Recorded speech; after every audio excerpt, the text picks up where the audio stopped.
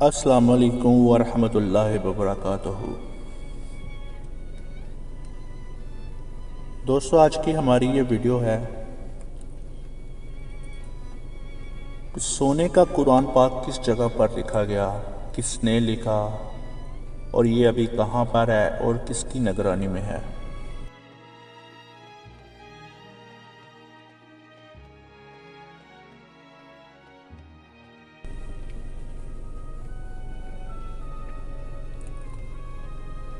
سونے کی تاروں سے قرآن پاک پاکستان لاہور میں لکھا گیا تھا۔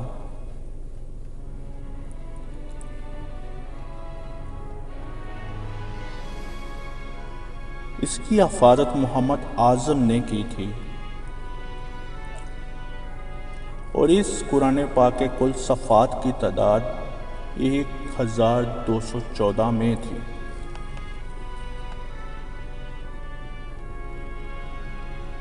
اور اس قرآن پاک کا سونے کے قرآن پاک کا وزن تقریباً 4.5 من تھا۔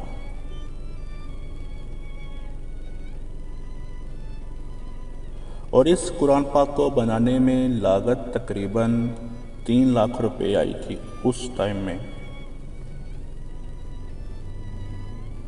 اور اس قرآن پاک کو لاہور کی کمپنی تاج نے تیار کیا تھا۔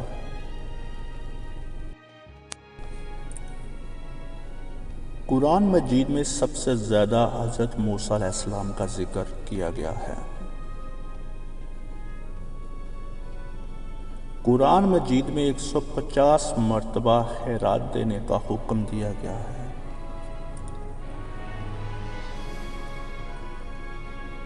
قرآن مجید میں 70 بار سے زیادہ دعا مانگنے کا حکم دیا گیا ہے۔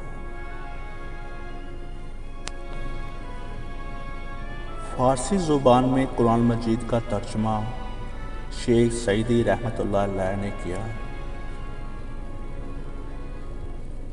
گجراتی زبان میں قرآن مجید کا ترجمہ حاجی غلام علی اور حاجی اسماعیل رحمانی نے کیا۔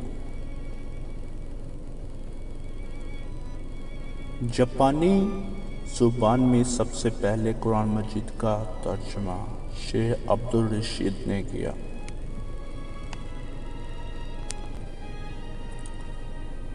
برا صغیر میں قرآن مجید کا ترجمہ سب سے پہلے سندھی زبان میں ہوا تھا۔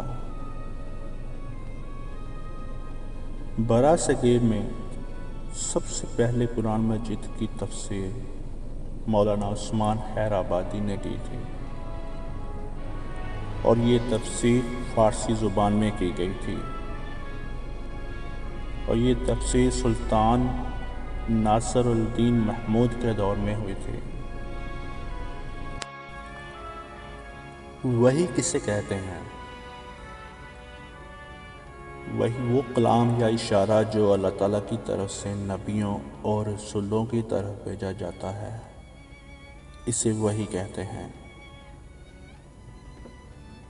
ہندوستان میں سب سے زیادہ قرآن پاک کی خدمت سلسلہ چشتیہ کے بزرگوں نے کی ہے۔